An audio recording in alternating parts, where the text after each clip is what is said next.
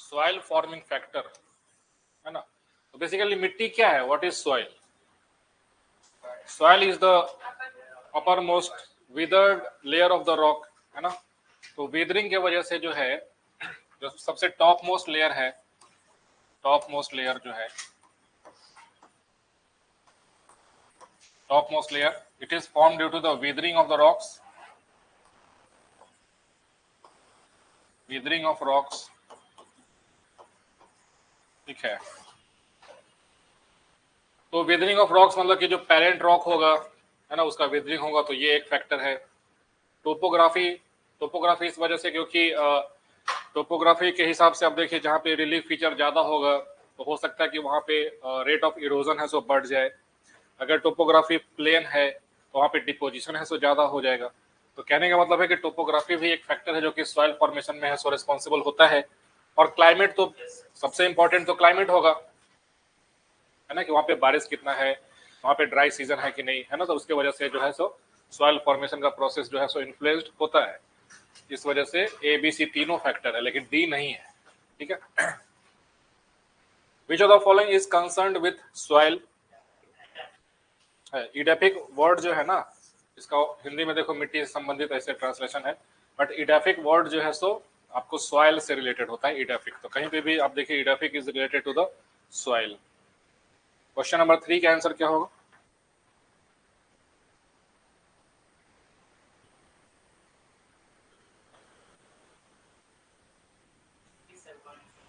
निम्नलिखित में से कौन मृदा में नाइट्रोजन है सो जोड़ता है? Excretion of urea by animals, burning of coal by man, death of vegetation, क्या होगा? Only one, C 1 and 3, D नहीं होगा।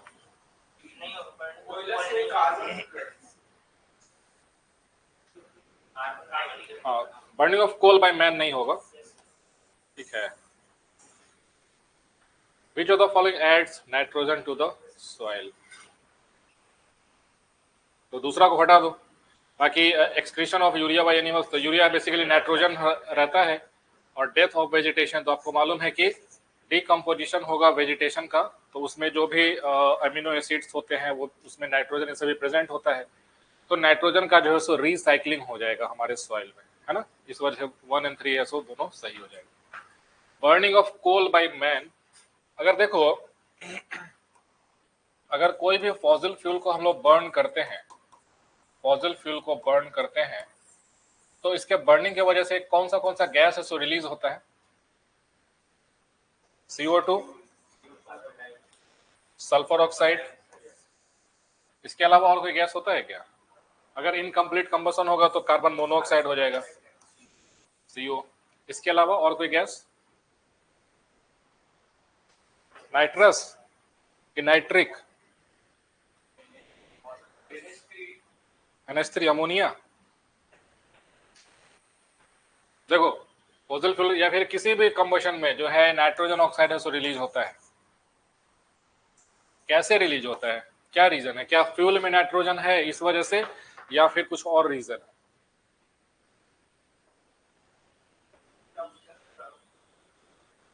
हमारा एटमॉस्फेयर में जो नाइट्रोजन है ना, वो हाई टेम्परेचर होने की वजह से ऑक्सीडाइज हो जाता है, समझ में गया। तो कोई भी फ्यूल है बर्न करोगे पेट्रोल इंजन में, डीजल इंजन में, या फिर कोल जो बॉयलर में जो बर्न किया जाता है, वहां पे एटमॉस्फेरिक ऑक्सीजन, एटमॉस्फेरिक एयर में जो नाइट्रोजन प्रेजेंट होता है वो भी नाइट्रोजन ऑक्साइड के तौर पे है फॉर्मेशन हो जाता है। लेकिन ये कहना कि फॉसिल फ्यूल्स में नाइट्रोजन था इस वजह से नाइट्रोजन ऑक्साइड होना, ये गलत हो जाएगा, समझ में गया। नाइट्रोजन हमारे एटमॉस्फेयर में है सो, है ना, वो ऑक्साइड हो जाता है। और ये भी नाइट्रोजन ऑक्साइड हायर टेम्परेचर्स पे फॉर्मेशन होता है। इसीलिए देखोगे किसी भी इंडस्ट्री में जहाँ पे जो है नाइट्रोजन ऑक्साइड्स का जहाँ पे रिलीज ज्यादा होगा, वहाँ पे कूलिंग सिस्टम्स जो है लगाए जाते हैं। बेसिकली जो इंटरनल कंबशन इंजन है उसके अंदर में सो टेम्परेचर थोड़ा सा एम्बियंट रखा जाता है, ताकि अमाउंट ऑफ नाइट्रोजन ऑक्साइड जो कि रिलीज होगा वो थोड़ा कम हो जाता है वहाँ पे।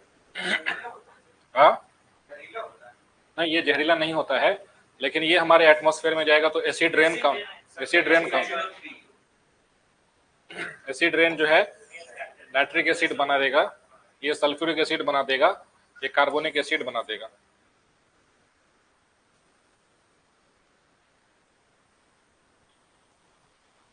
क्वेश्चन नंबर 4 का आंसर बताओ। 4, choose the correct group of abiotic components which helps in the formation of soil। Abiotic पूछ रहा है ना, अजीब। तो पहला में फौना है जो कि बायोटिक है, इसलिए नहीं होगा। फ्लोरा एनिमल्स है, नहीं होगा। रेन, टेम्परेचर, वेरिएशन, एसिड, ठीक है। एनिमल्स, इंसेक्ट्स, ये सभी है सो बायोटिक कंपोनेंट्स हो जाएगा। तो सॉइल फॉर्मेशन में कई है सो बायोटिक कंपोनेंट्स होते हैं, कुछ है सो एबायोटिक कंपोनेंट होगा। बायोटिक कंपोनेंट्स में आपके जो भी लिविंग ऑर्गेनिजम्स जो है ना, वो सभी बायोटिक हो जाएगा। और उसके अलावा रेन, टेम्परेचर और रॉक्स है ना, ये सभी है सो एबायोटिक कंपोनेंट्स हो जाएगा। केमिकल्स, ये सवाल पता नहीं क्या है, इसका छोड़ दो, हमको समझ नहीं आई। ये एक्चुअली में ये सभी क्या है ना, एग्रीकल्चर लैंड का टाइप है बेसिकली। वहाँ पे जो लैंड को जो प्रिपरेशन किया जाता है, ये सभी यूपी बिहार वाले रीजन का है सो वर्ड है ना। अब इसमें कौन सा क्रोनोलॉजिकल ऑर्डर है क्या मालूम नहीं पता ये, तो अगर इसका आंसर मिले तो देख लेना। हालांकि इसका आंसर जो है बी है, बट ये सवाल मुझे समझ में नहीं आया क्या है, पता नहीं क्या है, देख लेना खुद से। ये सब बिना सिर पैर का सवाल होता है, इसका कोई उपाय नहीं है। ठीक है, ये कोई लोकल किसी उसका एग्जाम कर रहा होगा, अब इतना नहीं संभव है पढ़ पाना। ठीक है, ये बताओ क्वेश्चन नंबर 6 का आंसर बताओ।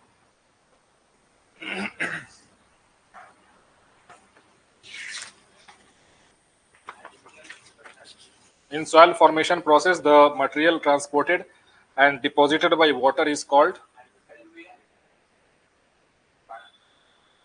alluvium होगा, है ना, alluvial soil बेसिकली।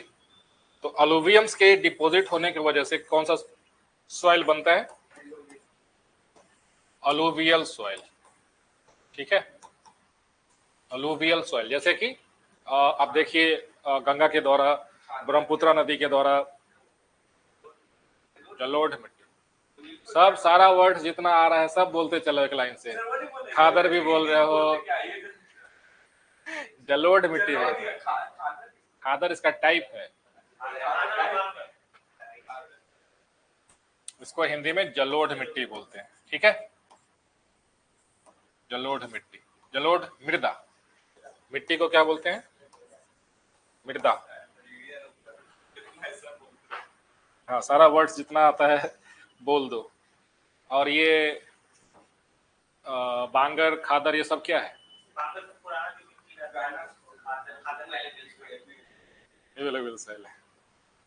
ठीक। कहाँ पे है, सिर्फ गंगा में है,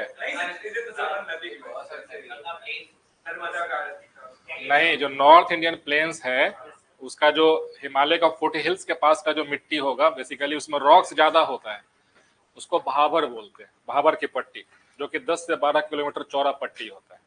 ठीक है, भाबर के बाद है सो तराई का रीजन आएगा। तराई में क्या होगा, थोड़ा आपके जो रॉक्स जो है उसका साइज छोटा छोटा हो जाएगा, है ना, गिट्टी जैसा कुछ हो जाएगा। अब चूंकि देखो इसके पीछे ऐसे समझ सकते हो, है ना, ये एग्जाम के लिए इंपॉर्टेंट भी है। जैसे कि सपोज कि ये हमारा है सो, है ना, हिमालयाज है ना, हिमालयाज है, और ये हमारा सपोज कि प्लेन एरिया है।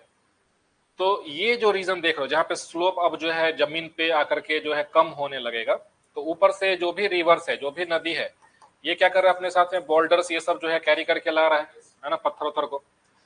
तो यहाँ पे आकर के है सो सबसे ज्यादा पत्थर ये सब जमा हो जाएगा। ठीक है, तो ये जो पट्टी जो पूरा हिमालय के फुट हिल्स पे आप देखिए, मतलब जम्मू कश्मीर से स्टार्ट करो पूरा नॉर्थ ईस्ट इंडिया तक चले जाओ ऐसे, तो ऐसे जो एक पट्टी दिखेगा 10 से 11 किलोमीटर चौड़ा पट्टी, उसको क्या कहते हैं, भाबर प्लेन बोलते हैं। ठीक है, भाबर, भाबर प्लेन्स, समझ में आ गया।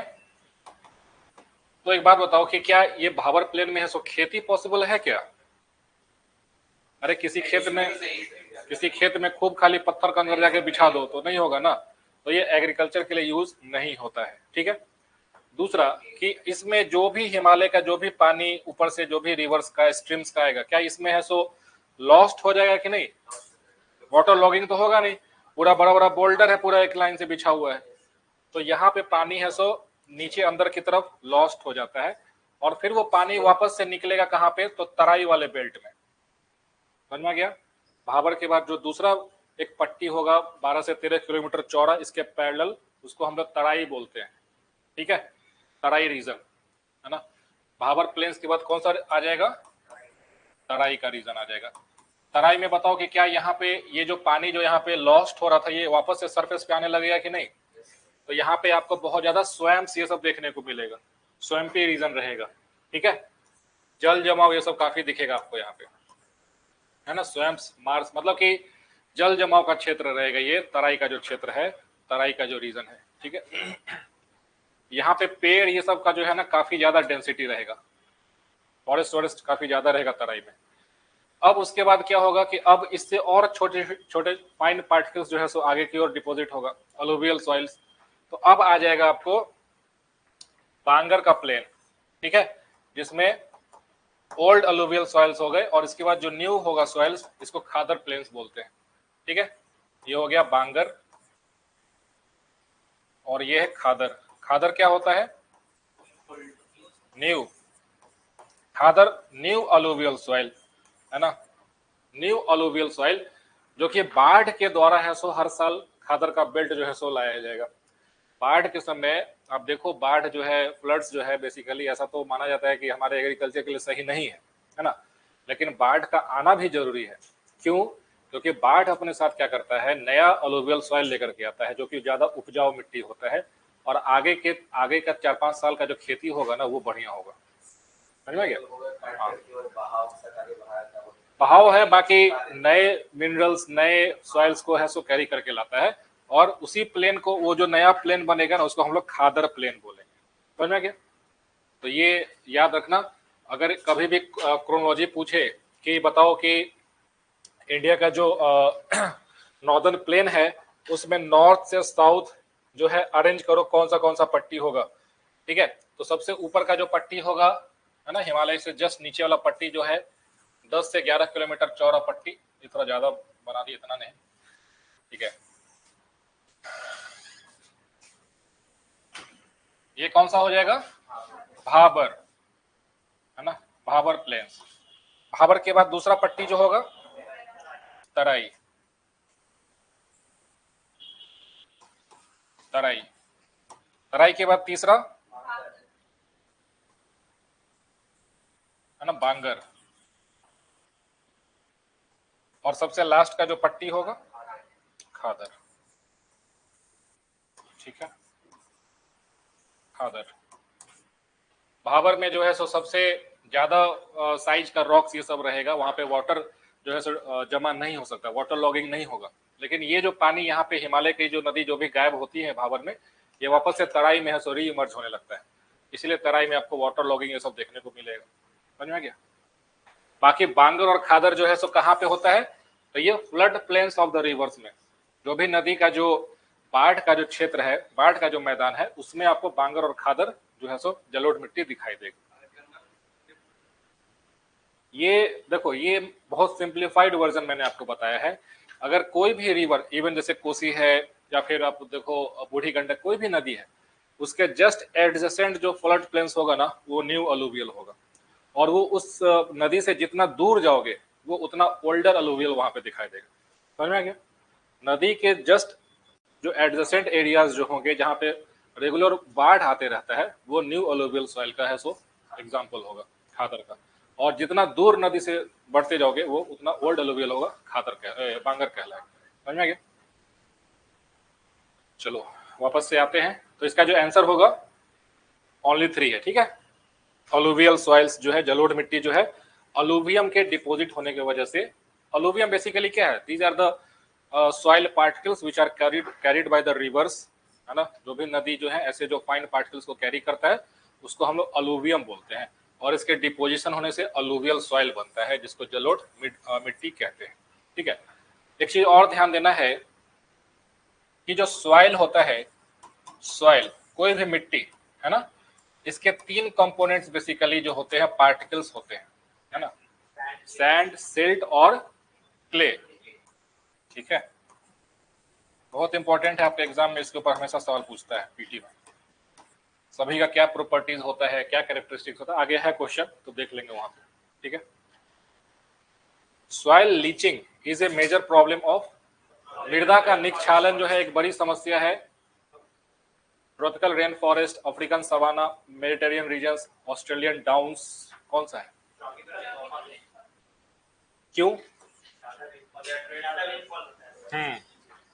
तो सॉइल लीचिंग बेसिकली क्या है कि जहां पे रेनफॉल ज्यादा होगा, जहां पे बारिश ज्यादा होगा, वहां पे आपको सॉइल है सो लीचिंग देखने को मिलेगा। चलो नेक्स्ट क्वेश्चन है क्वेश्चन नंबर 8। बताओ 8वीं का राइट आंसर। सॉइल टेक्सचर क्या होता है? बनावट हिंदी ट्रांसलेशन सही नहीं है। टेक्सचर क्या होता है? टेक्सचर जैसे इन जनरल भी टेक्सचर जो हम लोग वर्ड यूज करते हैं, इसका क्या मतलब होता है? देखो टेक्सचर जैसे कपड़ा खरीदने जाते हो तो उसको ऐसे छू करके देखते हो ना कि कितना हाथ में स्मूथ लग रहा है कि खुरदुरा लग रहा है ना, उसी हिसाब से उसी को टेक्सचर कहते हैं, ठीक है। तो सॉइल का टेक्सचर मतलब कि सॉइल को अगर मिट्टी को हाथ में लेते हो, कहीं भी सपोज कि यहाँ पे कोई एग्रीकल्चरल फील्ड है, वहां से मिट्टी उठा करके और हाथ से ऐसे टच करो, है ना, तो तुम्हें फील होगा हाथ में कि क्या वो कितना खुरदुरा है या फिर कितना सॉफ्ट है ना, उसी को सॉइल टेक्सचर कहते हैं। तो जो सॉइल टेक्सचर होता है बेसिकली ये किस पे डिपेंड करेगा? अरेंजमेंट ऑफ सॉइल पार्टिकल्स में, यानी कि सैंड, सिल्ट और क्ले, ठीक है। सैंड, सिल्ट और क्ले। अगर कभी रेगिस्तान में मरुस्थल वाले रीजन में चले गए तो वहां पे मोस्टली आपको सैंड है सो दिखाई देता है, तो वहां का जो मिट्टी होगा बहुत खुरदुरा दिखाई देता है ना, खुरदुरा रहेगा। अगर आप कुछ जैसे कि अलोवियल सॉइल वाले कुछ रीजन में चले जाओगे जहां पे अगर क्ले का कॉन्सेंट्रेशन बहुत ज्यादा होगा तो मिट्टी बहुत सॉफ्ट आपको फील होगा, है ना। हाँ, तो किसी भी मिट्टी में सैंड, सिल्ट का और क्ले का कितना परसेंटेज उसका है सो कॉन्सेंट्रेशन है, उसके बेसिस पे सॉइल का टेक्सचर है सो वेरी करते रहता है। कुछ सॉइल जिसमें सैंड अगर बहुत ज्यादा है तो वो हार्ड सॉइल होगा, उसका टेक्सचर काफी हार्ड होगा। लेकिन अगर उस सॉइल में क्ले का कॉन्सेंट्रेशन अगर ज्यादा है तो सॉफ्ट हो जाएगा। और ये सैंड, सिल्ट और क्ले का जो क्लासिफिकेशन है किस बेसिस पे किया जाता है? वो तो खुद ही सॉइल पार्टिकल है। सॉइल पार्टिकल्स मतलब सैंड, सिल्ट, क्ले। ये सैंड, सिल्ट, क्ले का क्लासिफिकेशन किस बेसिस पे किया गया? साइज ऑफ द पार्टिकल्स, ठीक है, size of the particles, size of the particles, ठीक है।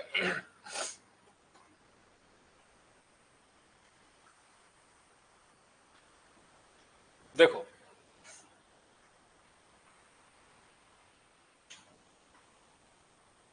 इसको नोट कर लेना, इंपॉर्टेंट है।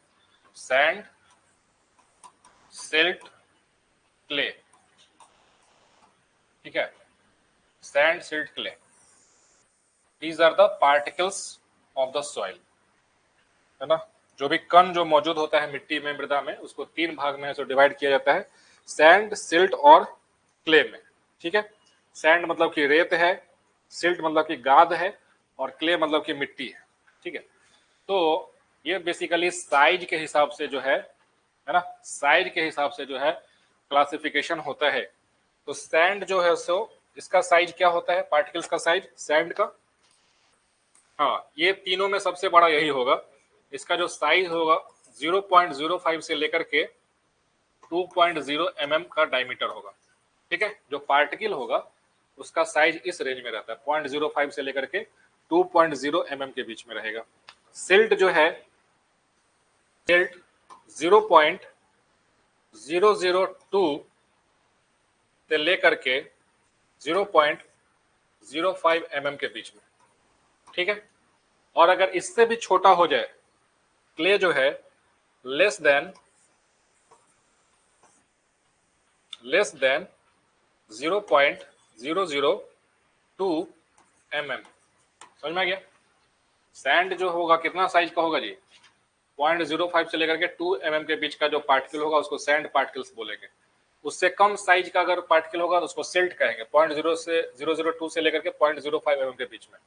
और अगर 0.002 से भी कम डायमीटर है तो उसको क्ले पार्टिकल्स बोलेंगे। ठीक है, यहाँ तक क्लियर है। अब देखो, अगर किसी सॉइल में सैंड का परसेंटेज ज्यादा है, सपोज कि सैंड, सिल्ट, क्ले तीनों जो है ना डिफरेंट प्रोपोर्शंस में सॉइल में प्रेजेंट होता है। अगर किसी सॉइल में सैंड का प्रोपोर्शन ज्यादा है तो क्या होगा कि हाई पोरोसिटी होगा। हाई पोरोसिटी, पोरोसिटी का मतलब पानी जो है सो बहुत आसानी से उसमें है सो फ्लो कर जाएगा, पानी को सोख लेगा, वो होल्ड नहीं कर पाएगा, हाई पोरोसिटी होगा। This means water retention capacity will be low, water retention low, water retention low। लेकिन वेल एयरेटेड सॉइल होता है, aeration is high, aeration is high. सही बात है ना कि हाईली पोरस सॉइल है, जब पोरोसिटी रहेगा तो उसमें जो है सो हवा जो है सो अच्छे से है ना मिक्स होते रहेगा, इस वजह से एयरेशन है सो हाई हो जाएगा। अब आते हैं सिल्ट पे, तो हाई पोरोसिटी सैंड से है ना, इससे कम होगा, है ना, lower porosity than sand, lower porosity than sand particles, than sand particles. Water retention higher than sand, water retention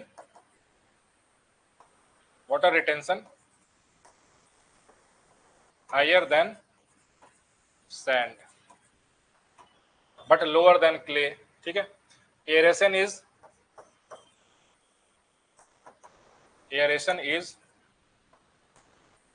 lower than sand but higher than clay। इसमें क्या होगा, लोएस्ट पोरोसिटी,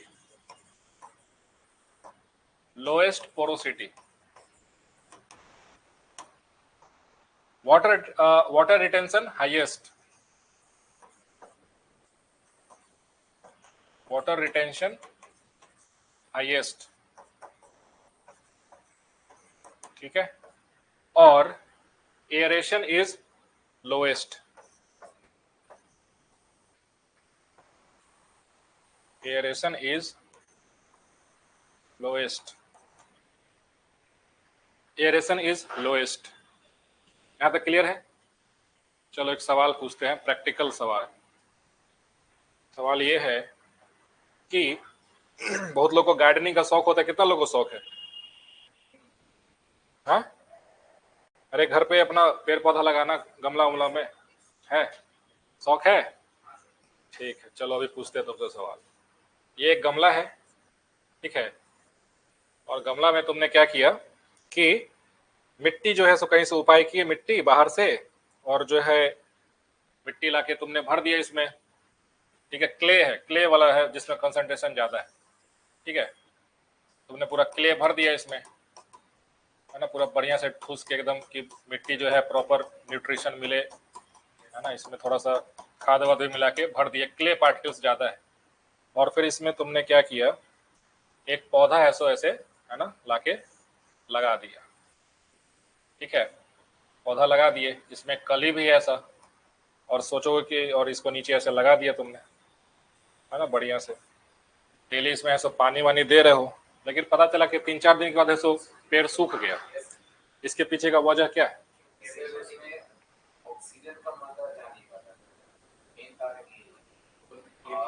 मट्टी और जर्वेशन सबसे ज्यादा हो जाता है, वो जल्दी सूखता नहीं है, पानी का मात्रा। तो यहाँ पे मैंने क्या बताया शुरुआत में कि इसमें आपने कौन सा मिट्टी भर दिया, क्ले भर दिया। ठीक है, क्ले जो है भर दिया। क्ले क्या है, सबसे फाइनेस्ट है। ठीक है, सबसे फाइनेस्ट पार्टिकल है। तो जो फाइनेस्ट पार्टिकल होगा तो लो एयरेशन है, लो एयरेशन है। ठीक, और इसका वाटर रिटेंशन कैपेसिटी है सो हाई होता है ना, वाटर रिटेंशन हाई होता है। वाटर रिटेंशन है सो हाई है। तो आपने क्या किया कि जैसे ही आपने पानी भरा तो पानी जो है सो सरफेस पे है सो ज्यादा देर तक रहेगा, नीचे है सो पानी नीचे पर्कुलेट नहीं करेगा, ठीक। तो रूट्स को है सो वाटर भी नहीं मिल रहा है। दूसरा, रूट्स पानी से ज्यादा इंपॉर्टेंट है सो एयर। जैसे कि हम लोग ब्रीथ करते हैं ना रेस्पिरेशन, उसी तरीके से हर एक प्लांट का, ट्रीज का जो रूट्स है वो ब्रीथ करता है ना, रेस्पिरेशन होता है वहां। तो उसे जो है सो ऑक्सीजन का रिक्वायरमेंट है सो होता है ना। तो अब तुमने क्या किया कि क्ले भर दिया पूरा बढ़िया से, है ना। तो जो भी इसके बीच में आपको मालूम है कि क्ले है सो लोएस्ट पोरोसिटी इसका होता है। पोरोसिटी का मतलब कि छेद, है ना, छिद्र जो है लोएस्ट रहेगा। एयर है सो नीचे जाएगा नहीं, तो धीरे धीरे क्या होगा, रूट्स जो है सो सफोकेट होकर के मर जाएगा। जैसे रूट्स डाई करेगा, ऊपर का पौधा भी है सो मर जाएगा, है ना।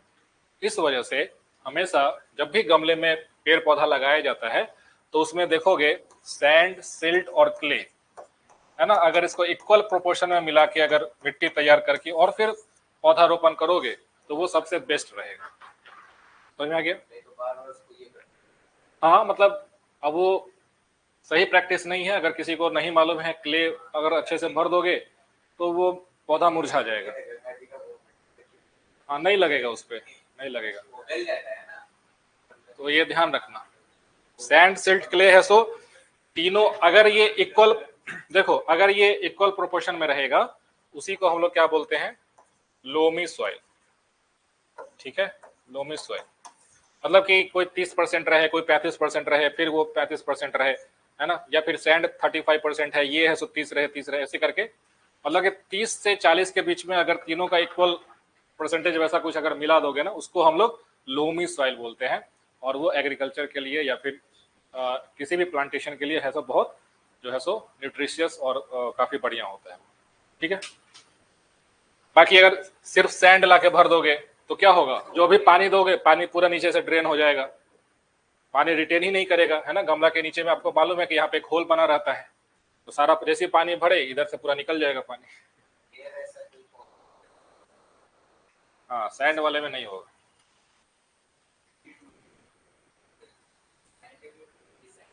चलो, तो ये समझ में है कि सॉइल टेक्सचर जो है तो किसके वजह से होता है, सैंड, सिल्ट और क्ले के डिफरेंट प्रोपोर्शंस की वजह से होता है। चलो, क्वेश्चन नंबर 9 का आंसर बताओ। देखते हैं कितना लोग इसका सही जवाब देते हैं।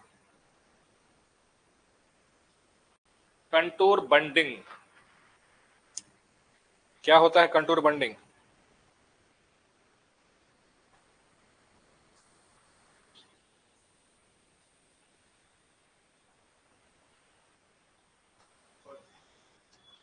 हाँ, B, low flat plains close to stream courses liable to flooding. बताओ बताओ, A B C D 4 option है। अरे तुक्का मार दो ना यार, तुक्का मारो।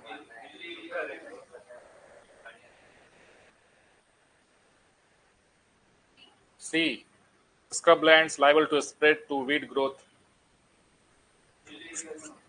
हाँ, आंसर बताओ, एक्सप्लेनेशन तो हम कर ही देंगे।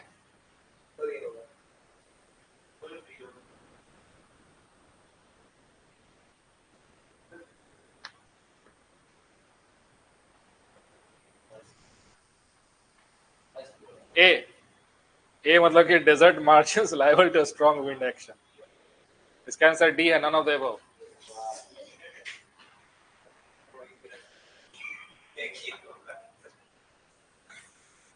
डी है, नन ऑफ द अबव, इनमें से कोई नहीं। अच्छा ये बताओ, तुम लोग कभी ये वर्ड कंटूर बंडिंग छोड़ दो, ये नहीं सुने हो क्या कंटूर? क्या होता है कंटूर? मूविंग, कंटूर फार्मिंग पढ़े हो ना, सुने हो ना, क्या होता है कंटूर? कंटूर लाइंस मैप पे क्या होता है? नहीं नहीं, कभी कभी इधर नहीं गया है, लग रहा था हिल एरिया में जो करते हैं शायद। अरे यार देखो, तुम लोग बहुत कंफ्यूज होते हो। जो कंटूर्स बेसिकली क्या होता है, कभी अगर मैप पे देखोगे, मैप पे जैसे कि सपोज कि ये एक, है ना, एरिया है, मैप पे दिखाया जा रहा है ना, मैप पे दिखाया जा रहा है। तो सपोज कि यहाँ पे जो है ना, मैं सपोज कि ऐसा कुछ है ना, ऐसा कुछ एरिया है, ठीक। यहाँ पे है सो फील्ड है। इसको तुम मैप पे कैसे दिखाओगे? मैप पे क्या लिखोगे क्या कि यहाँ पे है सो माउंटेन है, माउंटेन, फिर यहाँ पे लिखोगे कि प्लेन है, ऐसा कुछ लिखोगे क्या? नहीं, कंटूर लाइन से हम लोग बताते हैं, ठीक है। कंटूर लाइंस क्या होता है, जैसे कि सपोज कि यहाँ से देखो एलिवेशन ऊपर ऊपर गया, फिर थोड़ा सा डेप्थ हुआ, फिर ऊपर गया, तो क्या यहाँ का जो पॉइंट्स जो इक्वल एलिवेशन पे है उसको हम लोग अगर ड्रॉ करेंगे उसको कंटूर लाइंस बोलते हैं। Contour lines are the lines joining the places of equal elevation. समझ में आ गया? तो सपोज कि यहाँ पे जो सेंटर में है सबसे हाइट वाला पॉइंट है ना, तो यहाँ पे ऐसे बना देंगे एक कंटूर लाइन और लिख देंगे है ना यहाँ पे कि ये 400 मीटर का कंटूर लाइन है। इसके सराउंडिंग में दूसरा कंटूर लाइन बनाएंगे जिसको लिख देंगे 300 मीटर का है। तो these are called as the contour lines which indicate the elevation of any area. Map पे यूज होता है। कभी भी मैप अगर एटलस खोलोगे, जो कि नहीं खोलते हो ना, खोलोगे तब तो दिखेगा, खोलते हो तो क्या खोलते हो, उसमें दिखता है। गौर करना आज के बाद, अगर कोई मैप है ना, फिजिकल या फिर वो पॉलिटिकल मैप नहीं, जो किसी एरिया को डिफाइन जियोग्राफिकल मैप जो होगा उसमें तुमको दिखेगा ऐसा कंटूर लाइंस ड्रॉ किया रहता है ना। तो कंटूर का मतलब तो हो गया, इतना तो समझ में आया कि एलिवेशन से रिलेटेड है, सो शब्द हो गया।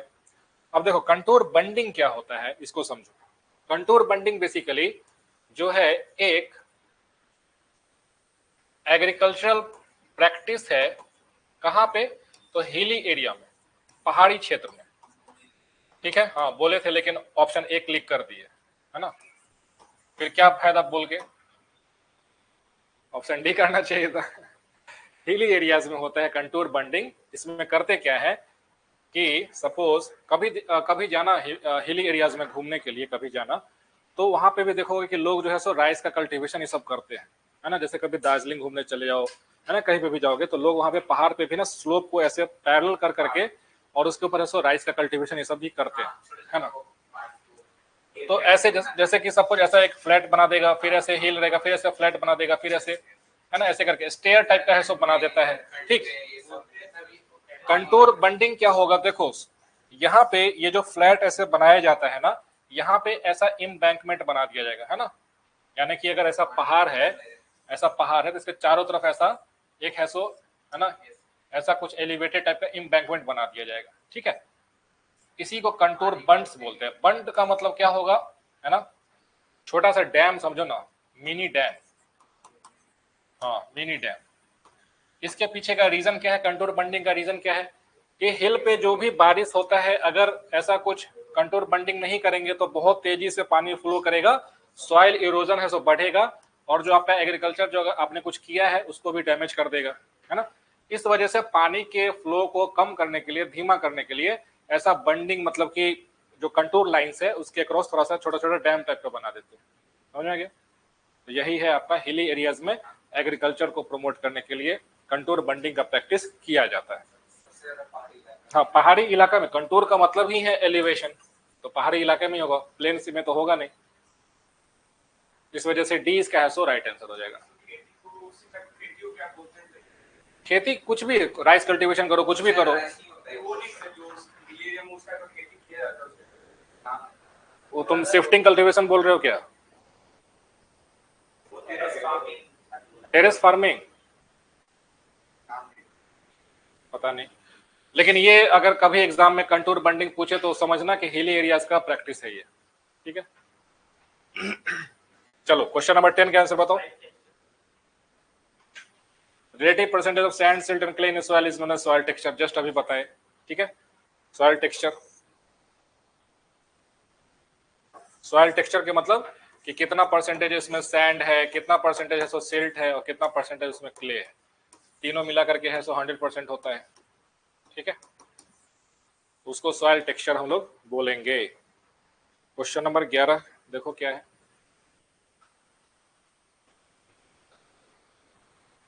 देखते हैं कितना लोग सही जवाब देते हैं।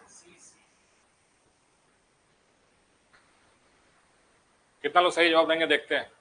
अभी जस्ट एक्सप्लेन किए थे वैसे।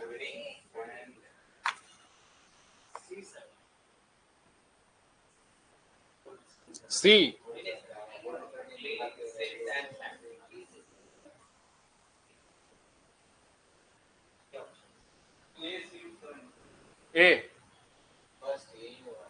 ए होगा। The water holding capacity of different types of soil decreases, decrease पूछ रहा है, तो डिक्रीज मतलब कि सबसे ज्यादा किसमें है वाटर होल्डिंग कैपेसिटी? क्ले में, क्योंकि उसका पोरोसिटी इतना कम है, उसमें इतना कम छिद्र होता है कि पानी भी उधर से ठीक से पास नहीं कर पाएगा। इस वजह से वाटर होल्डिंग कैपेसिटी जो है सो क्ले का सबसे ज्यादा होगा। फिर उसके बाद जो है कम होगा सिल्ट का, और सबसे कम होगा सैंड का। सैंडी सॉइल में पानी है सो होल्ड ही नहीं करेगा, वो पूरा का पानी है सो ड्रेन हो जाएगा, है ना। ए इसका है सो राइट आंसर होगा।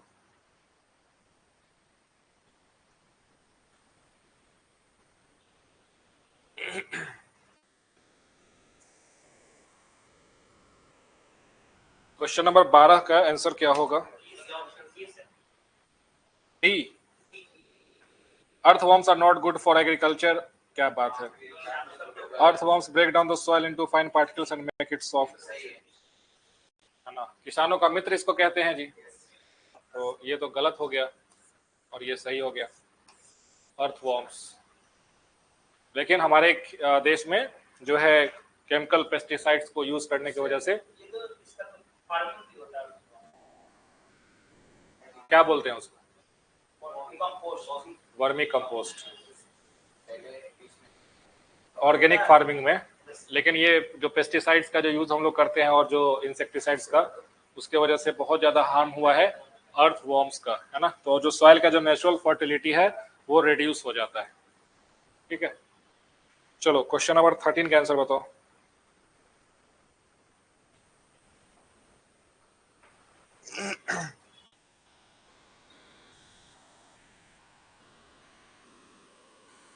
Parent rock, climate, relief, flora, fauna, and time are the factors of soil formation.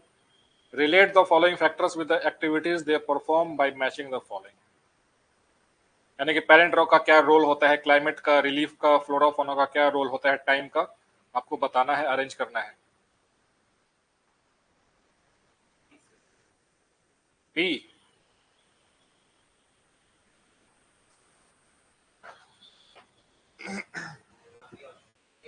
A, B, और कोई ऑप्शन किसी को लग रहा है क्या? ठीक है, बी ही होगा इसका, तेरा का।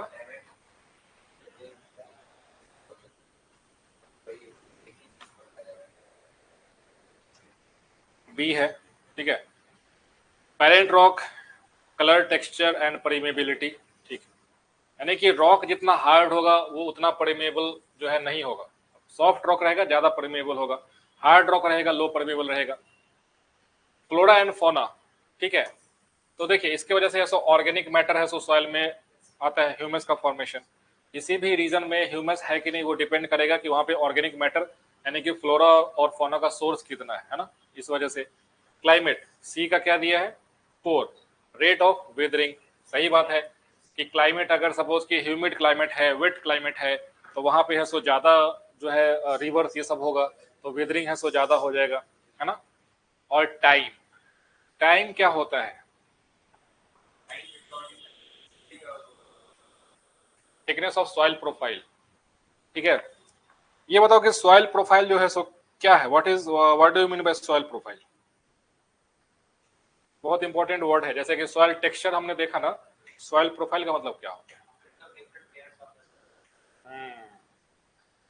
Soil profile is a technical word, है ना, ध्यान रखना, एग्जाम में कभी पूछा जा सकता है। Soil profile, soil profile means, it means vertical layers of the soil. समझ में आ गया?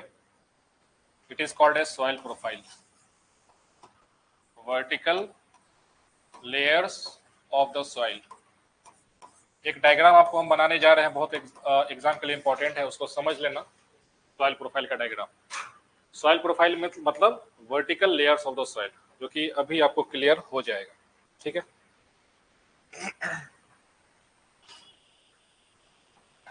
देखो बेसिकली सॉइल का फॉर्मेशन कैसे होता है, ये है सो कहीं पे एक पेरेंट रॉक जो है सो है ना प्रेजेंट होगा। अब इसके ऊपर में सो नदी है ना, हवा, चक्रवात, धूप, बारिश जो है, केमिकल सब जो है पड़ते रहेगा, तो धीरे धीरे विदरिंग होने लगेगा, टूट जाएगा ऊपर का जो रॉक है ना। प्लस इसके ऊपर है सो सपोज कि कभी एसिड रेन हो जाएगा, कभी कुछ हो जाएगा। तो कहने का मतलब है कि शुरुआत का जो इसका टॉप का जो लेयर होगा ना, इस पे सॉइल का फॉर्मेशन हो जाएगा। लेकिन सॉइल का जो लेयर होता है ये यूनिफॉर्म लेयर नहीं होता है, ठीक है। हाँ, सॉइल जो है ना, उसमें कई सारे लेयर्स होते हैं, ठीक है। Layers, there are different layers of the soil. तो हम लोग उसको समझते हैं कि what are the different layers of the soil. तो सबसे नीचे क्या होगा, बेड रॉक होगा, पेरेंट रॉक होगा, है ना। फिर उसके ऊपर जैसे जैसे बढ़ोगे तो सॉइल का है सो सब सॉइल, ये सब का लेयर रहेगा, ठीक है। तो इसको, ये डायग्राम को ड्रॉ कर लेना।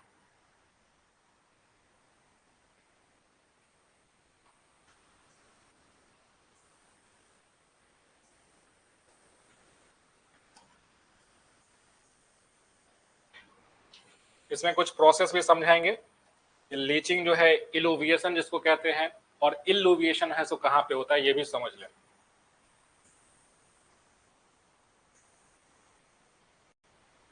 ठीक है।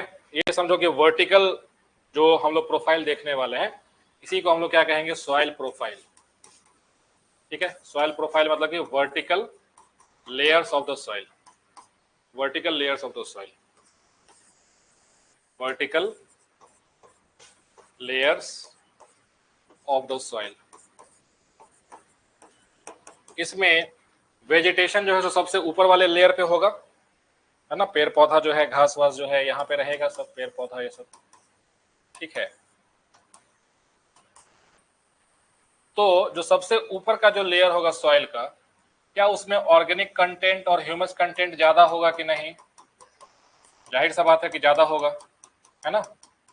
क्योंकि ऊपर में जो भी वेजिटेशन है, ग्रास है ना, फॉरेस्ट है, जो भी है, तो इस लेयर को हम लोग क्या कहेंगे, ओ लेयर, ऑर्गेनिक लेयर। समझ में आ गया। So organic layer is the top most layer of the soil, O layer, organic layer, organic layer. क्या इसमें है so organic content, humus content है सो सबसे ज्यादा होगा कि नहीं, मैक्सिमम होगा। तो ओ लेयर जो है सो, है ना, high humus content, high humus content, ठीक है। अब इसके नीचे का जो लेयर होगा, इसको हम लोग बोलते हैं, नेक्स्ट जो लेयर है that is called as A layer, ठीक है। नेक्स्ट जो लेयर होगा, this layer is called as A layer, ठीक। ए लेयर में बेसिकली क्या होगा, मिनरल्स होंगे इसमें, प्लस मिनरल्स बेसिकली क्या होता है, तो रॉक्स में जो भी रॉक्स होते हैं उसमें क्या होता है, कई तरह के डिफरेंट मिनरल्स उसमें प्रेजेंट होते हैं ना। तो जब रॉक्स का विदरिंग होगा, जब रॉक्स छोटे छोटे कण में टूटेगा, तो उसके अंदर जो मिनरल्स जो प्रेजेंट थे वो है सो रिलीज हो जाते हैं, जो कि सॉइल में है सो प्रेजेंट रहता है। और यही मिनरल्स जो है सो हमारे पेड़ पौधा को जो है सो न्यूट्रिशन के तौर पे है सो मिलते रहता है। तो इस वाले लेयर में, ए लेयर में, आपको मिनरल्स प्लस ह्यूमस कंटेंट रहेगा, minerals plus humus content, humus content, ठीक है। ये हो गया। इसके बाद का जो लेयर होगा,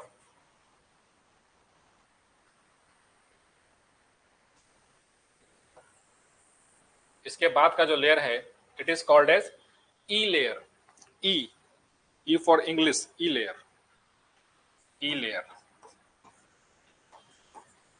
ई का मतलब होता है इलुविएशन, इलुविएशन,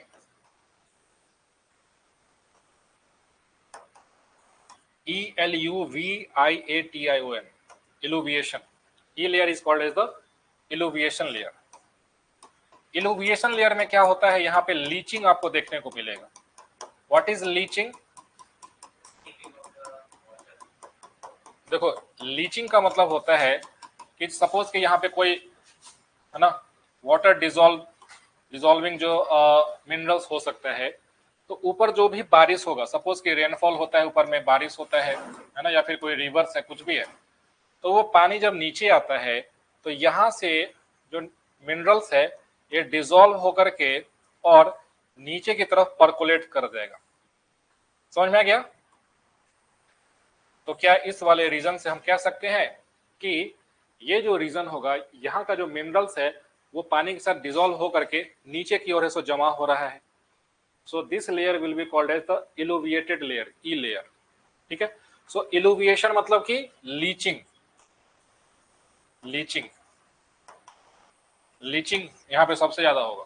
समझ में आ गया? अब ये जो लीचिंग होगा, ये जो है इसके जस्ट नीचे वाले लेयर पे है सो डिपॉजिट हो जाएगा, नीचे वाले लेयर पे है सो जाके जमा हो जाएगा। So again there will be a new layer of the soil, ठीक है, new layer of the soil जहां पे डिपोजिशन हो जाता है ना, डिपोजिशन हो जाता है। This is called as the B layer, B layer. B layer को सब सॉइल कहते हैं, सब सॉइल। इसमें क्या होता है, इसमें है सो इलुविएशन होता है, ILLUVIATION, illuviation. Illuviation basically deposited minerals and salts, deposition of minerals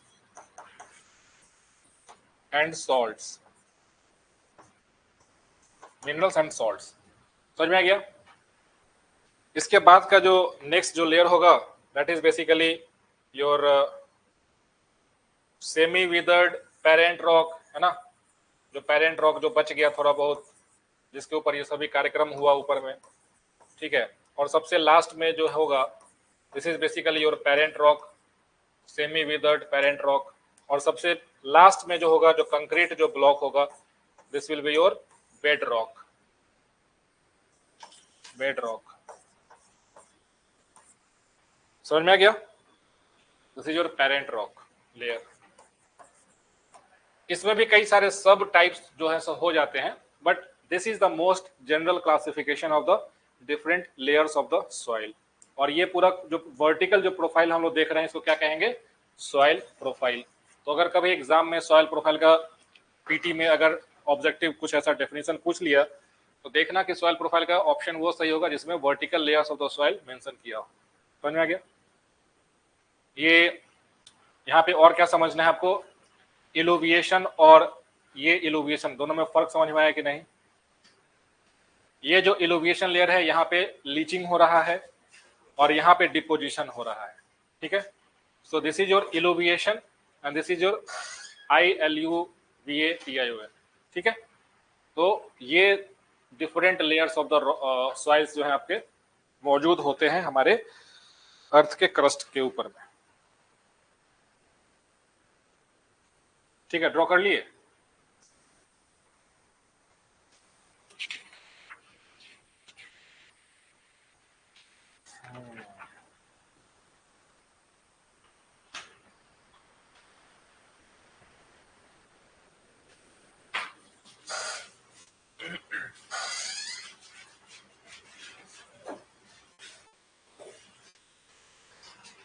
organic layer होगा, फिर ए लेयर होगा, फिर ई लेयर, बी लेयर और पेरेंट रॉक, और फिर लास्ट में बेड रॉक जो है सो हो जाएगा। ठीक है। चलो नेक्स्ट क्वेश्चन पे चलें। ड्रॉ कर लिए ना सब लोग? चलो नेक्स्ट क्वेश्चन देखते हैं। Question number 14।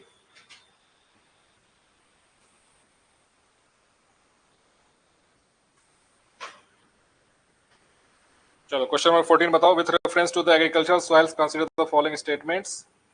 A high content of organic matter in soil drastically reduces its water holding capacity. Soil does not play any role in the sulfur cycle.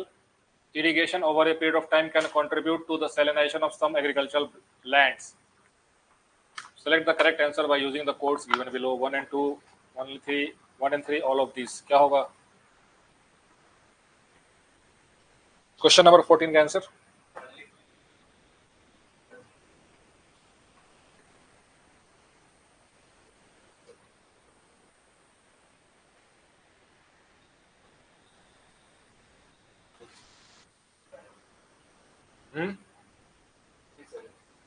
B, only 3, only 3 सही है। Sulphur, sulphur cycle क्या होता है? नहीं पता है। Nitrogen cycle, sulphur cycle, oxygen cycle, carbon cycle, नहीं। Sulphur cycle ये सब बेसिकली क्या है, देखो बता देते हैं। इसका जो राइट आंसर है ओनली 3 है, ठीक है। ये गलत है और दूसरा गलत है। सल्फर साइकिल बेसिकली क्या है, या फिर कोई भी in general nitrogen cycle, carbon cycle, ये सभी क्या है? तो आप देखो कि साइकिल की बात की जा रही है यहाँ पे, यानी कि एटमॉस्फेयर, हाइड्रोस्फेयर और लिथोस्फेयर, है ना। इन तीनों लेयर में जो है सल्फर का है सो डिफरेंट फॉर्म्स जो है सो ट्रांजिशन में रहेगा, ठीक है। जैसे कि फॉर एग्जांपल देखो, सल्फर साइकिल को सबसे सिंप्लीफाई वे में बता देते हैं। जैसे कि सपोज कि जो है वॉल्केनिक इरप्शंस हुए, ठीक है। वॉल्केनिक इरप्शन से क्या होता है, क्या हाइड्रोजन सल्फाइड गैस ये सब निकलता है कि नहीं, सल्फर डाइऑक्साइड ये सब निकलता है कि नहीं, ठीक है। अब ये सभी सल्फर हमारे एटमॉस्फेयर में है सो प्रेजेंट हो गया। अब क्या होगा कि सपोज एटमॉस्फेयर में जो है सो लाइटनिंग हुआ, रेनफॉल हुआ, कुछ भी, तो सल्फर डाइऑक्साइड जो है सो एसिड के फॉर्म में H2SO4 जो है सो फॉर्मेशन हो जाएगा, H2SO4 ये होगा, है ना। जो भी एग्रीकल्चरल फील्ड्स हैं वहां पे है सो जमा हो जाएगा। तो सल्फ्यूरिक एसिड बेसिकली क्या होगा, H+ आयन होता है और सल्फेट आयंस होता है ना, आयंस होता है। अब ये जो सल्फेट आयंस है बेसिकली, इसको क्या होता है, जो कोई भी प्लांट्स का जो भी रूट्स है ना, वो इसको एब्जॉर्ब करता है, माइक्रोन्यूट्रिएंट्स होता है ये सभी चीज।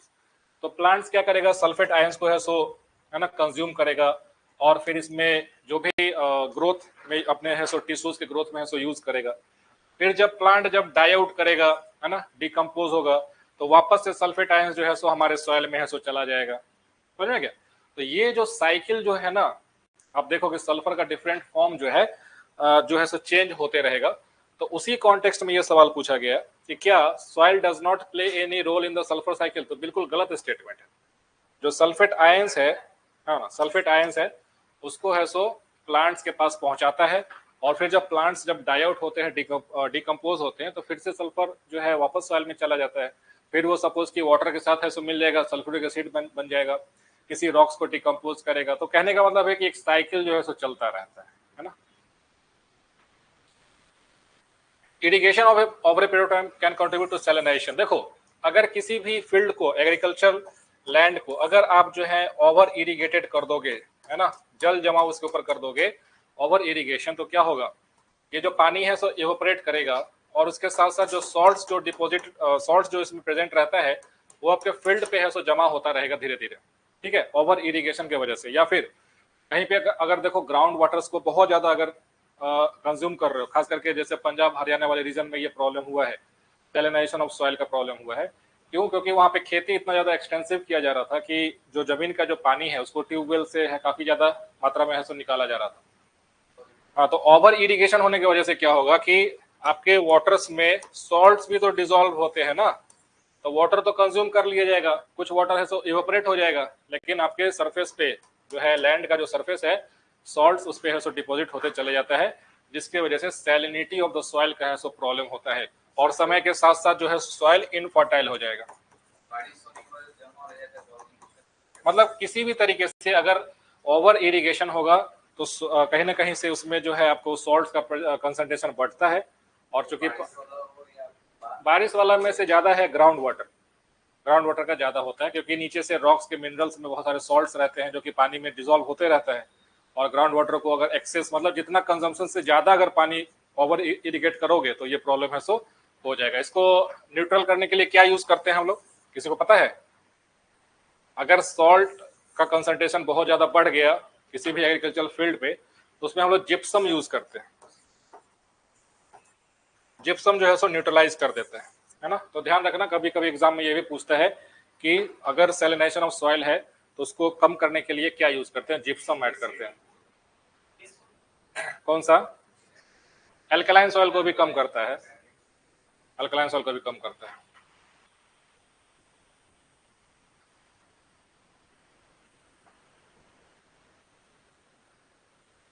चलो ये बताओ, of the soil species clay holds maximum water, porosity is found to be of large size in clay.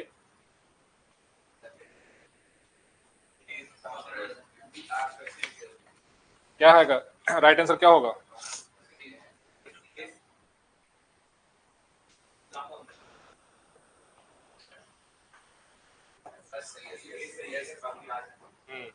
Of the soil species clay holds maximum water, सही है, अभी जस्ट बताए. Porosity is found to be of large size in clay, गलत है. Porosity जो है सबसे ज्यादा किस में होगा? सैंड में होगा. क्वेश्चन नंबर 16 का आंसर बताओ.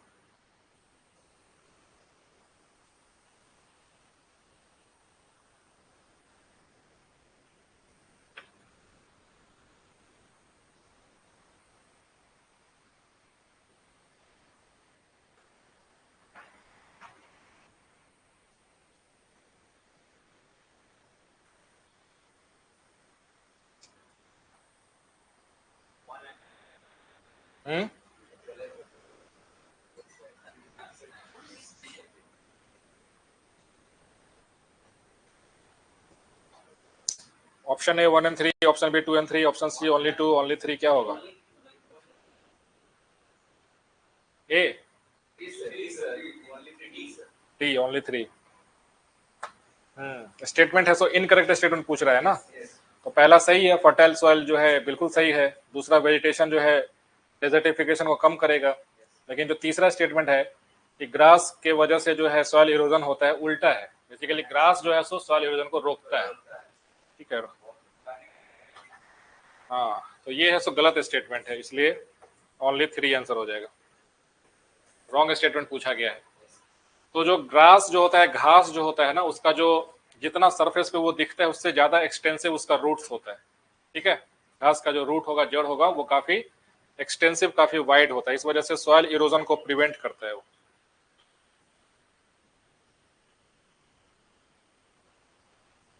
चलो इसका आंसर बताओ. Lateritic soils are formed under the conditions. Tripura को हटाओ ना यार.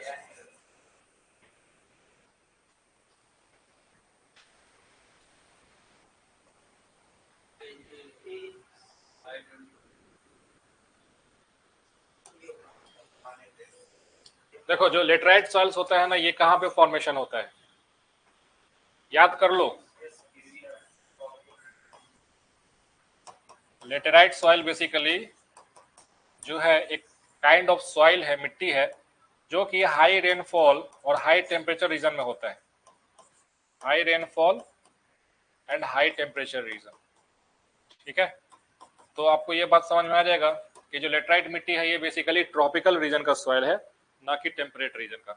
दूसरा, यहाँ पे लीचिंग बहुत ज्यादा होता है, लीचिंग ऑफ द सॉइल. ये सब पॉइंट नोट कर लो. Leaching of the soil is extensive,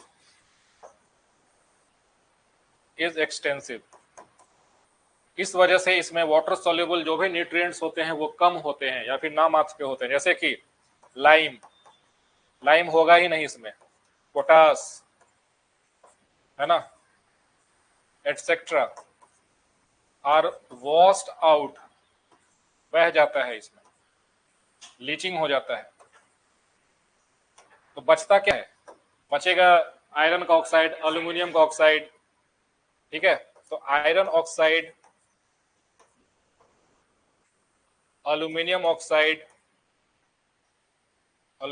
oxide जो है इसमें प्रेजेंट रहेगा. ठीक है, प्रेजेंट रहेगा. इसको है, इसका सबसे ज्यादा यूज किसके लिए होता है? ब्रिक्स के फॉर्मेशन के लिए, ईंट बनाने के लिए. ब्रिक्स फॉर्मेशन, काफी मजबूत ईंट बनेगा इससे. ठीक है, बाकी सॉइल जो है सो एज सच है सो इनफर्टाइल होता है, लेकिन इसमें आप अगर कल्टीवेशन करना चाहते हैं तो इसमें आप फर्टिलाइजर ये सब यूज करके कर सकते हैं. ठीक है, तो ये ध्यान रखना कि लेटेराइट सॉइल जो है हाई रेनफॉल और हाई टेम्परेचर वाले रीजन में फॉर्मेशन होगा. तो आप कह सकते हैं कि जो इक्वेटोरियल रेन फॉरेस्ट है वहां पे लेटेराइट सॉइल पाया जाएगा. इक्वेटोरियल रेन फॉरेस्ट जो वर्षा वन है वहां पे कौन सा मिट्टी पाया जाता है जी? लेटराइट सॉइल पाया जाता है। इसी वजह से किसी क्लास में आपको हम बताए थे कि अगर रेन फॉरेस्ट का विनाश हो गया, अगर आपने बहुत ज्यादा डिफॉरेस्टेशन कर दिया रेन फॉरेस्ट का, तो वापस से वहां पे ट्रीज ग्रो नहीं कर सकते हो। क्यों? क्योंकि सारा न्यूट्रिएंट्स वहां का वॉश्ड आउट हो चुका है, न्यूट्रिशन है नहीं वहां के सॉइल में, इनफर्टाइल सॉइल। इसलिए रेन फॉरेस्ट को बचाना बहुत जरूरी है, खास करके अमेजन रेन फॉरेस्ट। इंडिया में रेन फॉरेस्ट कहाँ पे है? तो अगर इंडिया का मैप कुछ इस तरीके से बनाया जाए तो यू कैन सी ये जो रीजन है वेस्टर्न घाट का वेस्टर्न साइड में, यहाँ पे आपको equatorial rain forest, basically tropical rain forest है, सो पाया जाता है वेस्टर्न घाट के पश्चिम साइड में। और यहाँ पे मिट्टी कैसा पाया जाता है? लेटेराइट मिट्टी। प्लस यहाँ का जो मेघालय जो प्लेट्यू है, यहाँ पे भी लेटेराइट मिट्टी पाया जाएगा। बिहार में भी वैसा रीजन जहाँ पे रेनफॉल थोड़ा ज्यादा होगा, वहाँ पे भी आपको कुछ लिमिटेड परसेंटेज ऑफ लेटराइट मिट्टी पाया जाता है। लेकिन बिहार में मैक्सिमम है सो अलूवियल सॉइल का है, सो परसेंटेज है, लेटराइट ये सब बहुत कम है। समझ में आ गया? चलो 18वें का राइट आंसर बताओ। Capillaries are most effective in, केशिकाएं सबसे अधिक प्रभावी कहाँ पे होती हैं? Clayey soil, silt soil, sandy soil, loamy soil. तो अगर कैपिलरी एक्शन को अगर आपने पढ़ा होगा अपने फिजिक्स के क्लास में कभी, तो समझ में आ जाएगा कि क्या होता है। क्या होता है?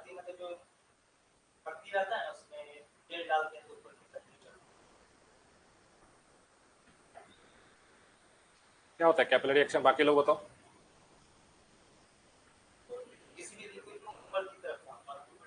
सही बोल रहे हो। कैपिलरी एक्शन बेसिकली क्या होता है इसको समझो। ये सभी फिजिक्स में कभी ना कभी पढ़े होगे लेकिन अब भूल गए हो। सपोज कि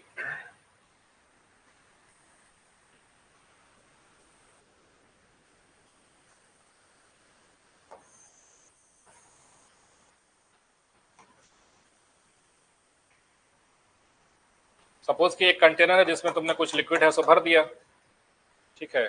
सपोज कि इसमें कुछ लिक्विड हमने भर दिया है, लिक्विड भर दिया है, ठीक है, लिक्विड भर दिया। और ये जो है सो एक ओपन ट्यूब है, कैपिलरी ट्यूब इसको बेसिकली कहते हैं। टेक्निकली अगर देखा जाए it is called as the capillary tube. Capillary tube जिसका डायमीटर है सो mm में होगा, है ना। डायमीटर कितना? मिलीमीटर में रहेगा। ऐसा नहीं कि खूब मोटा ट्यूब बना लिए फिर वो कैपिलरी एक्शन नहीं होगा। यानी कि जितना कम उसका डायमीटर होगा उसमें उतना ज्यादा कैपिलरिटी एक्शन आपको देखने को मिलेगा। समझ में आ गया?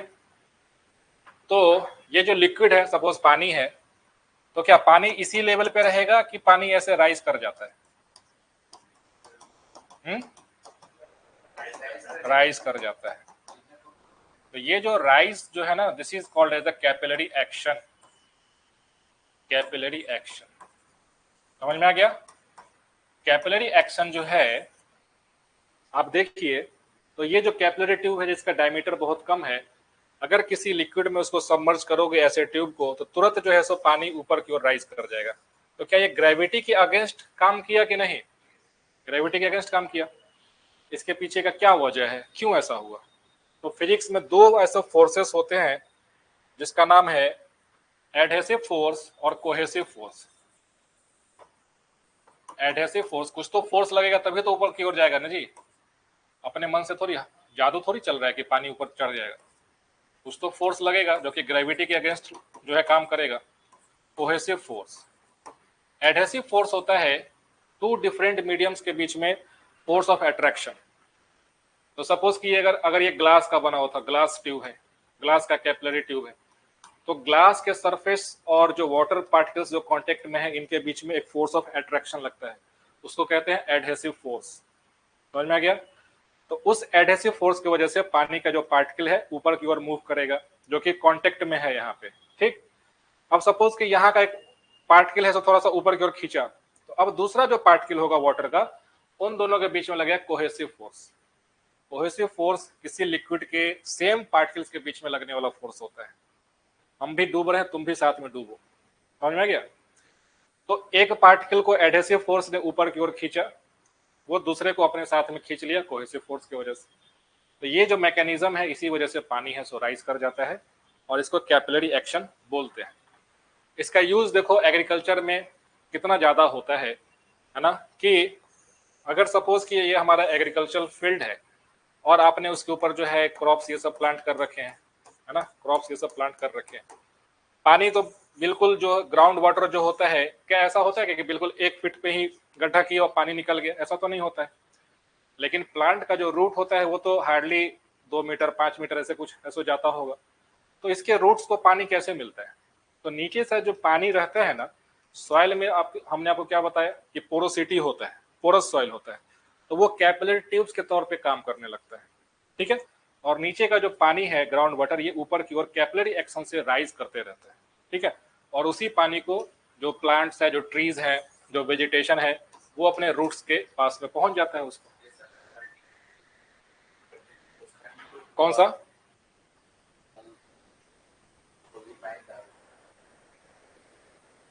बोरिंग ये सब बोल रहे हो? हाँ, नहीं, पानी उसमें जब उसके प्रेशर करोगे तब आएगा, उसमें एक मूवमेंट किया जाता है। हाँ, मतलब उसमें फोर्स करोगे तभी पानी ऊपर में आएगा, वो कैपिलरी एक्शन नहीं होगा। कैपिलरी एक्शन माइन्यूट लेवल पे होता है, वो कैपिलरी एक्शन नहीं होगा, वो कुछ और एक्शन है बेसिकली, उसमें फोर्स लगाते हो। अगर सपोज कि कहीं पे अगर बोरिंग ये सब ही गाड़ रहे हो ना, तो इसका डायमीटर उतना ज्यादा होता है कि कैपिलरी एक्शन इसका पॉसिबल नहीं है। ठीक है, इसको देखोगे जब भी पाइप को नीचे किया जाता है, तो आज के समय तो वो काफी मैकेनाइज जो है ट्रक वरक पे लेकर के आते हैं, वो सीधा फोर्स से जो है उसको, है ना, नीचे तक बेड रॉक को तोड़ते हुए ड्रिल करते हुए पाइप डाल देता है। लेकिन पहले ऐसा नहीं था। पहले के लोग देखोगे मैनुअली उसको है ऊपर नीचे करते रहेगा, तो उसको जब, है ना, यहाँ पे जब ढकेगा तो क्या होगा, इसके अंदर एक वैक्यूम क्रिएट होगा, फिर जब उसको ओपन करेगा तो नीचे का पानी है सो प्रेशर में ऊपर की ओर आ जाता है। तो वैसे कर करके उसको धीरे धीरे नीचे की ओर है सो पाइप को बिछाया जाता था। लेकिन अब क्या करता है, अब तो मॉडर्न जो देखोगे जो सबमर्सिबल ये सब जो गाड़ने आता, क्या करेगा, उसके अंदर है सो मेटल का एक है ना साफ्ट जो रहेगा वो नीचे भेजा जाता है और इसमें हाइड्रोलिक प्रेशर भेजा जाता है। नीचे का जो रॉक है ना उसको तोड़ते हुए उसमें ड्रिल करते हुए नीचे की तरफ, हाँ, वो ताकि उसको है सो बाहर निकाला जा सके, पंप आउट किया जा सके, है ना। और फिर जब एक पूरा का पूरा जब लगेगा कि 50 फीट 60 फीट 100 फीट का हमने जो है ड्रिल कर दिया है, तो सीधा पाइप उसमें डाल दिया जाता है, पूरा का पूरा पाइप डाल दिया जाता है ना। तो वो अब अलग टेक्निक पे है, लेकिन पहले वाला जो है वो अलग जो है मैनुअली उसको किया जाता है। लेकिन ये कैपिलरी एक्शन नहीं है। कैपिलरी एक्शन के लिए आपका डायमीटर बहुत कम होना जरूरी है, तभी आपको है सो एडहेसिव फोर्स जो है सो काम करेगा। ठीक है, नहीं तो क्या होगा, अगर ज्यादा डायमीटर इसका लगा दोगे तो ये अपने ग्रेविटी की वजह से है सो नीचे की तरफ इसके जो है सो बैठ जाएगा, है ना। ठीक है, तो देखो कैपिलरी जो है सो सबसे ज्यादा प्रोमिनेंट किस में होगा, जिसमें पोरोसिटी सबसे कम है। पोरोसिटी सबसे कम किस में होगा? क्ले में। समझ में आ गया?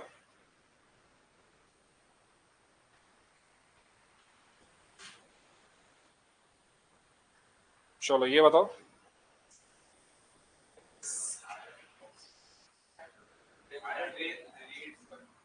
रेड सॉइल होगा, यहाँ पे लेटराइट मत लगा देना। अगर आयरन एंड एल्यूमिनियम ऑक्साइड रहता तो लेटराइट करते, है ना, यहाँ पे रेड सॉइल करना।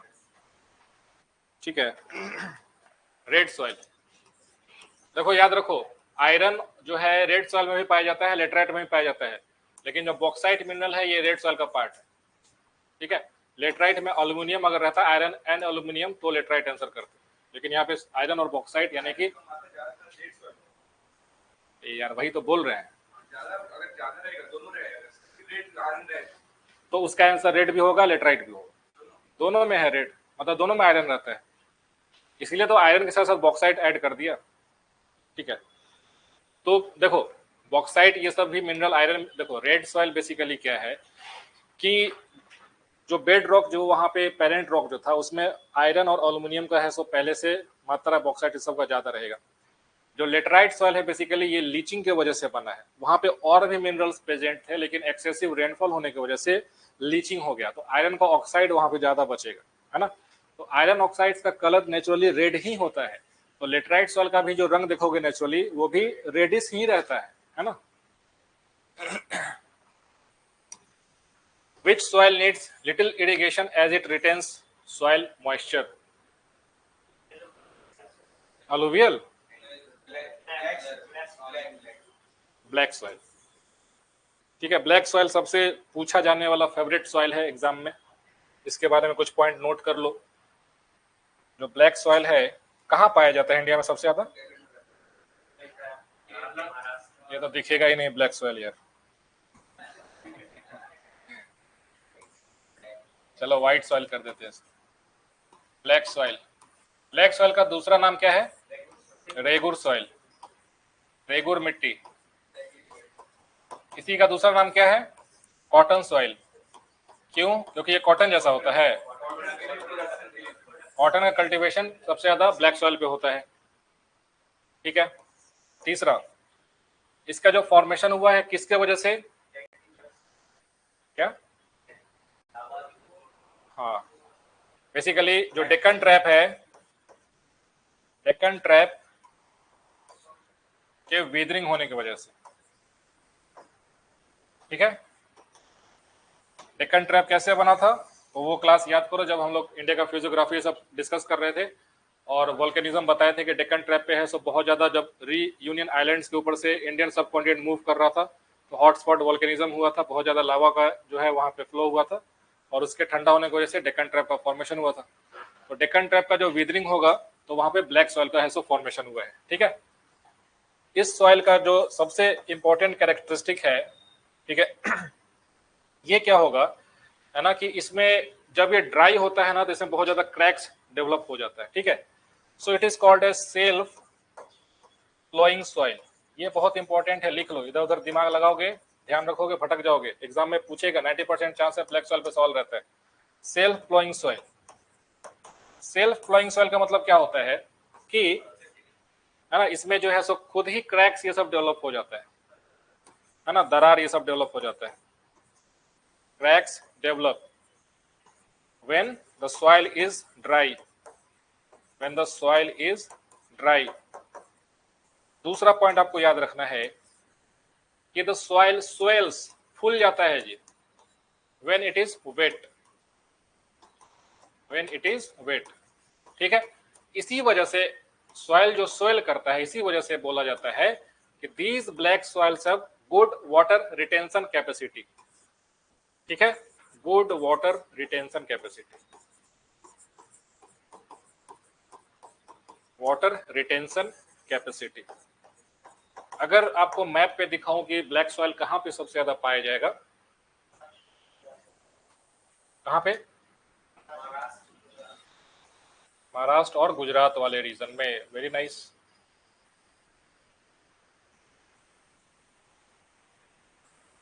ये जो रीजन है, ये जो रीजन है, this is the most prominent region जहां पे ब्लैक सॉइल पाया जाता है। ब्लैक सॉइल, ब्लैक सॉइल पे है सो क्या सब कल्टीवेशन होता है? कॉटन का कल्टीवेशन होगा सबसे ज्यादा, कॉटन, कपास की खेती, ग्राउंड नट, चिनिया बादाम, है ना। कितना लोग अच्छा लगता है? हाँ हाँ, Gujarat is the highest producer of groundnut in India.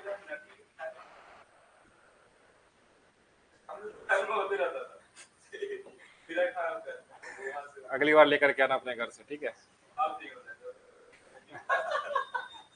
जहां बोले कि लाने का बात तो बोलता अब नहीं होता है। कहाँ घर है तुम्हारा? गया। गया में ग्राउंड नट कहाँ पे हो जाएगा जी?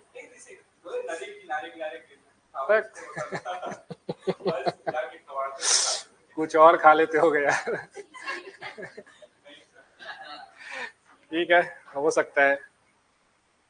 भारत में इतना हमारा फर्टाइल लैंड है कि कुछ भी कहीं पे भी हो सकता है। ठीक है, तो ये याद रखना,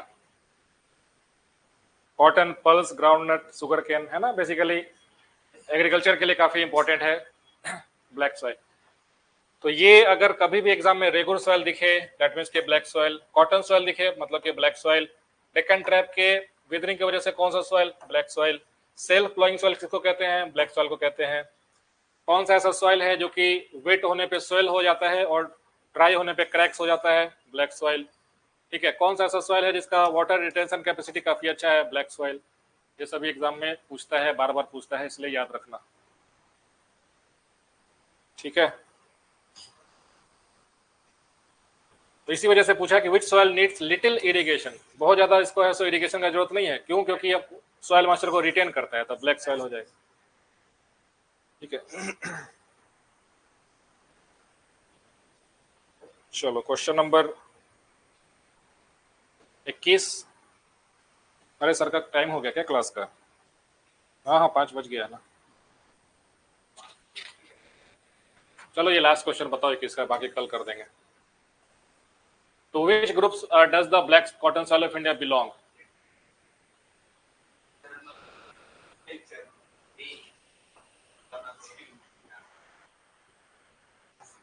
चर्नोजेम। चर्नोजेम एक सॉइल का वेराइटी है बेसिकली, जो कि यूरोपियन स्टेपीज में जो है पाया जाता है, और इसका भी कलर है सो ब्लैक सॉइल की तरफ डार्क होता है, और जो कैरेक्टरिस्टिक्स ब्लैक सॉइल का है वही इस सॉइल का भी जो है सो कैरेक्टरिस्टिक है ना, चर्नोजेम। ठीक है, इस क्लास का यहीं पे एंड करते हैं, बाकी कल जो है कंटिन्यू कर देंगे।